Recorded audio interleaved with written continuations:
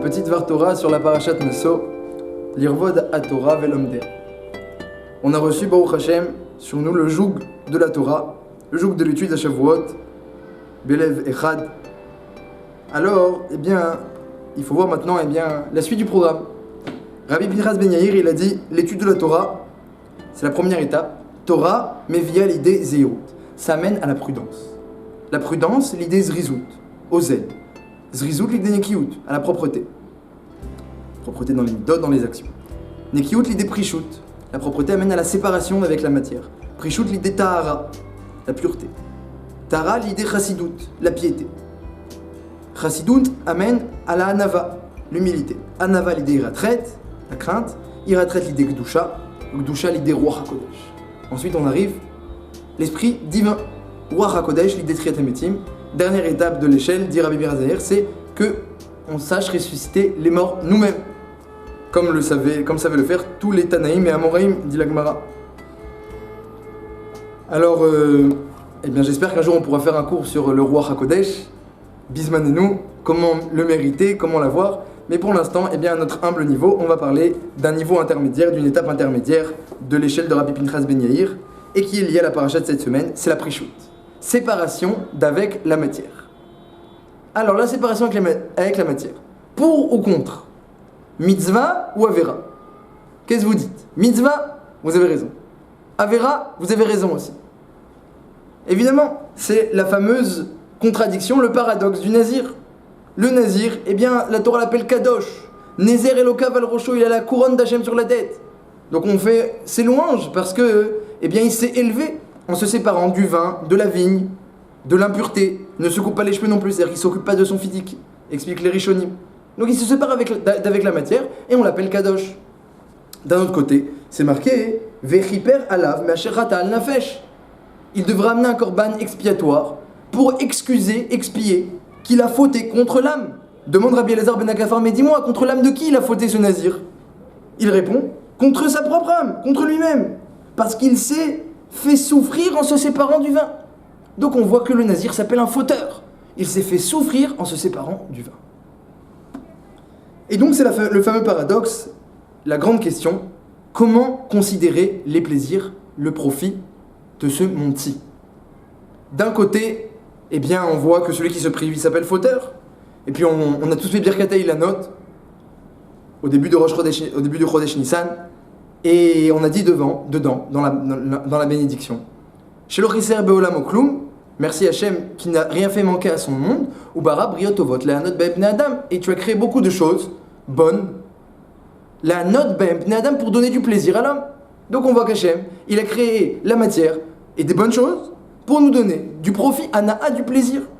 D'un autre côté, on voit combien nos sages nous disent Kadesh Atzmecha Bamutarlach. Fais attention à la matière, même lorsqu'elle est permise. Kedoshim tiyu, soyez Kedoshim. Le Ramban dit, Alpi la Gemara dans Yebamot Daf Yud Bet. Sépare-toi de ce qui est permis. Et c'est comme ça que tu atteindras la Gdusha. Parce que, il y a un danger dans la matière. Il y a un danger. Comme le dit le Even Ezra. Le Even Ezra dit, pourquoi c'est marqué qui yafli l'indor neder, le nazir, qui yafli lorsqu'il va exprimer un vœu de Nézirut. Pourquoi on dit le mot exprimer avec le mot yafli, qui veut certes dire exprimer, mais qui veut dire aussi nifla, quelque chose d'extraordinaire, dit l'Even Ezra, parce qu'il n'y a pas un homme sur terre qui mate, qui n'est pas nimshar, qui n'est pas entraîné par les plaisirs de la matière.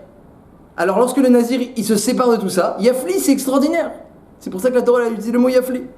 Donc on voit que d'un côté, le plaisir de ce monde, la matière, c'est extraordinaire de s'en séparer. Ça c'est le côté, la grandeur du nazir. D'un autre côté, on voit qu'Akadosh Baruch Hu, il veut nous donner du profit, et celui qui se prive s'appelle un fauteur. Alors, c'est un paradoxe. Il faut beaucoup de da'at pour essayer de comprendre un petit peu qu'est-ce qu'Hachem il attend de nous dans ce domaine, et comment concilier ces deux aspects qui sont a priori contradictoires. La deuxième Nekuda, c'est la fameuse Memra de Chazal. Nos sages ont dit pourquoi la parashat Nazir et la parashat Sota se suivent, sont collées dans la Torah.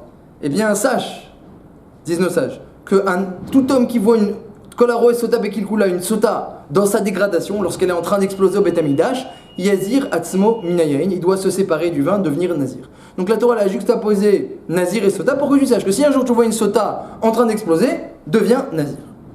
Voilà le conseil de nos sages. Et là aussi, il y a une grande question qui est très connue, qu'on pose chaque année. Mais, eh bien, chaque année, il y a encore des chidushim nosafim.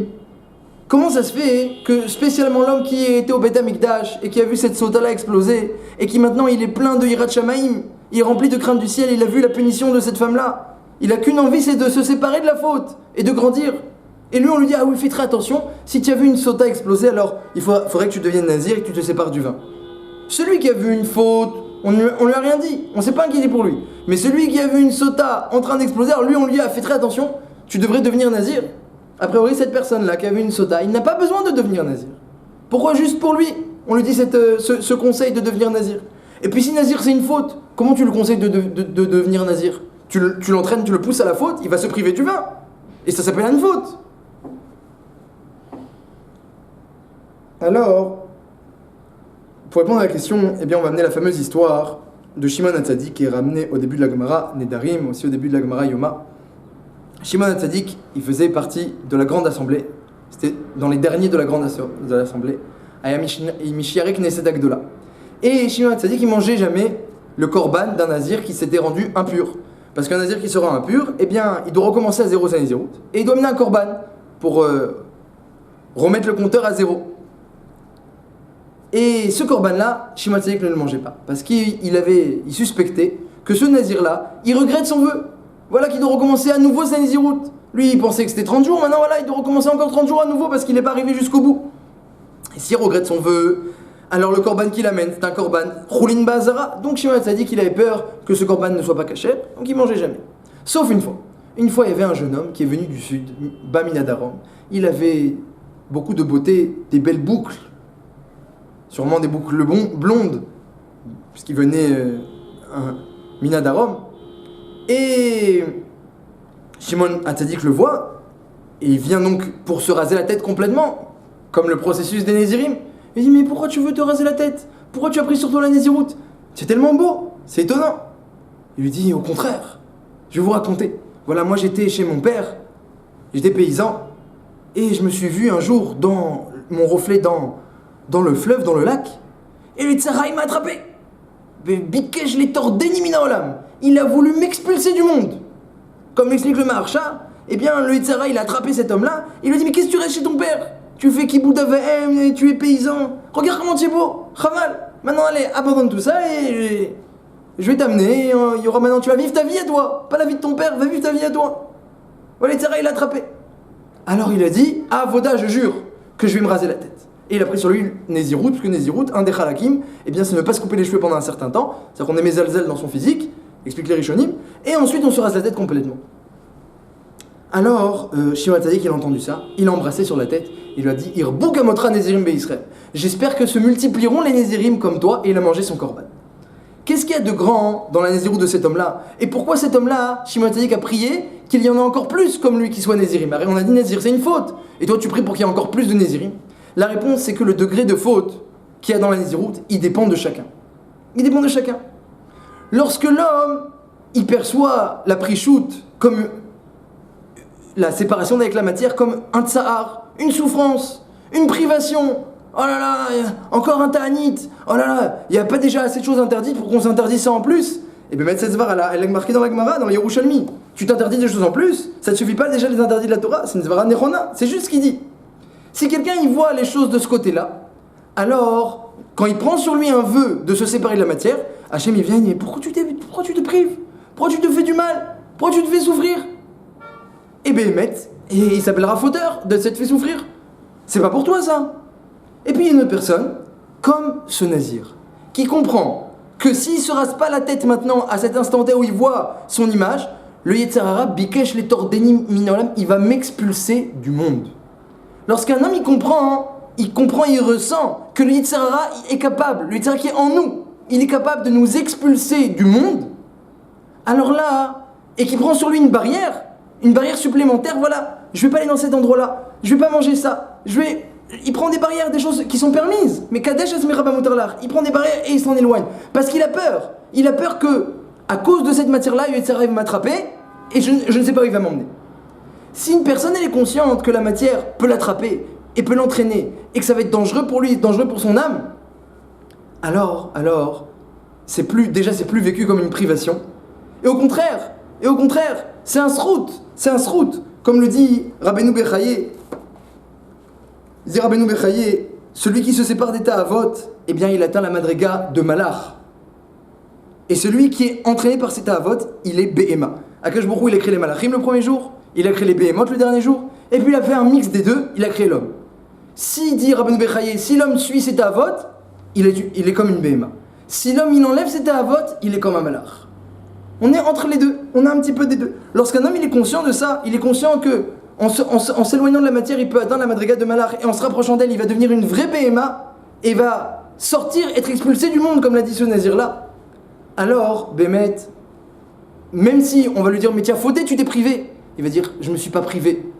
Ce serait au contraire, ma privation, ce serait de me permettre cette chose-là. Si on me permettait cette matière-là, ce serait ça ma privation. Comme le Chavetz Chaim, on lui amenait parfois des bons plats pendant la semaine, il disait, je vous en supplie, ne me servez pas ça.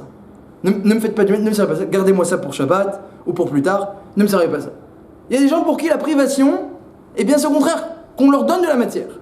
Quelqu'un qui est dans ces optiques-là et qui comprend le danger de la matière, comme ce nazir-là, eh bien pour lui c'est bon, Irbouk Amotra. C'est sûr que tu vas pas regretter ton vœu, je peux manger ton korban. C'est sûr que pour toi c'est pas un tsahar et qu'on peut pas t'appeler un fauteur. Je me suis pas privé, je me suis pas fait souffrir, au contraire, je me suis soulagé. Parce que les tsahars, où ils m'auraient emmené, je sais pas où ils m'auraient emmené. Et maintenant que j'ai mis cette petite barrière en plus, je suis soulagé. Parce qu'un grand principe dira Yereskel Avrahamski, eh bien on peut pas affronter les tsahars face à face, de front, impossible. Les tsahars c'est un malheur, nous on est un être humain, il faut laisser les choses à leur place. Ce que tu peux faire, c'est mettre une barrière et te cacher derrière. Éviter l'affrontement. On n'affronte pas le Yitzhara face à face. On évite l'affrontement. Même Yaakov Avinu, quand il a rencontré Esav, il fait tout pour éviter l'affrontement parce que Esav, c'est l'empereur du mal sur terre, Kayadoua. Son malheur, son sar, sa roger, ça faisait Yitzhara.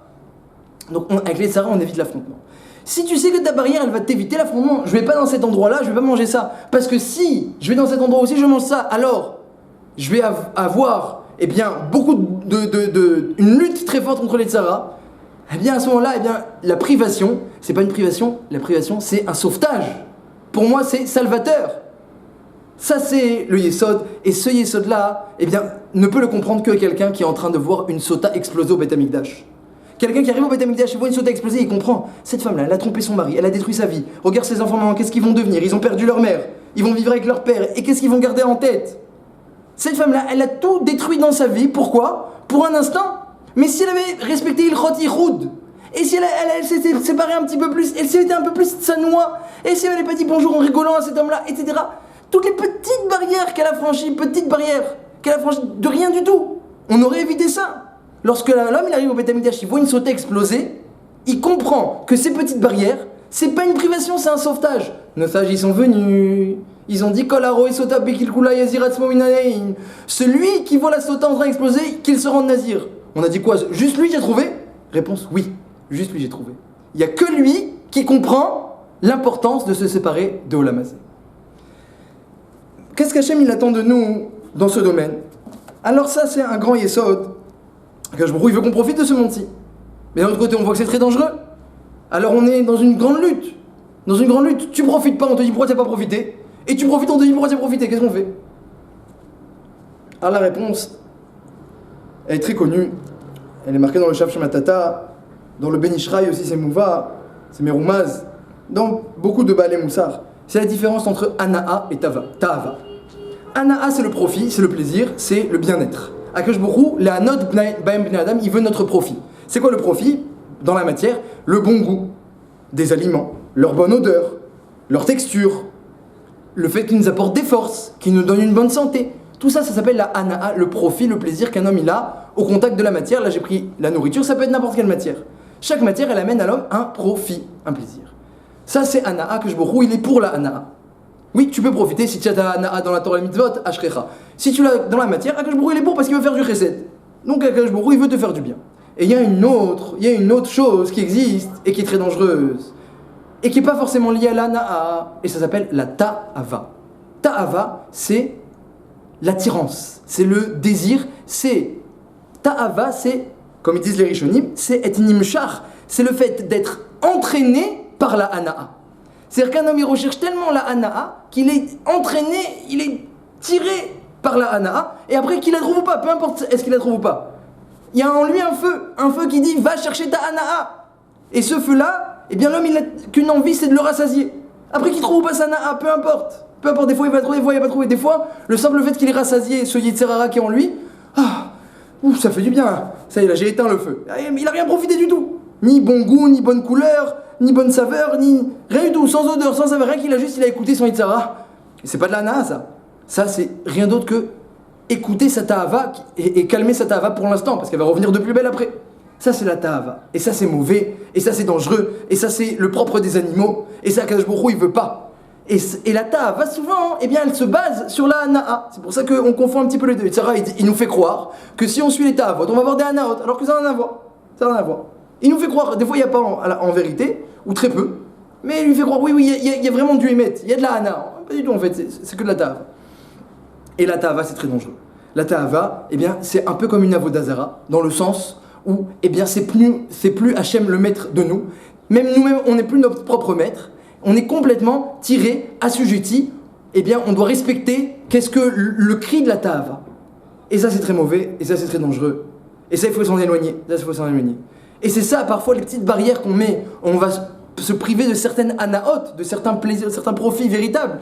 Eh bien ces barrières, elles vont nous éviter d'éveiller en nous des ta'avot, et de rentrer dans un conflit avec le Yitzhara. Et donc dans ce sens-là, vadaï que eh bien, la privation, elle est salvatrice, elle est profitable, mais il faut être au niveau de le comprendre. Donc voilà, c'est ça la avoda qui nous attend, la avoda de la prichout. Est-ce que c'est bien ou pas la prichout? Si tu arrives à comprendre que c'est bien, c'est bien. Si tu n'arrives pas à comprendre que c'est bien, alors c'est pas encore bien. Mais fais attention, parce que même quand tu n'as pas compris et que tu n'es pas arrivé au niveau, eh bien il ne faut pas non plus se laisser entraîner par le Yetzirara, parce que la ta'ava elle est très dangereuse et elle peut amener l'homme à sa perdition. Voilà, Bezrat Hashem, Yeratson, qu'on puisse appliquer tous ces enseignements et monter d'échelon en échelon jusqu'à mériter d'atteindre le roi HaKodesh. Shabbat shalom.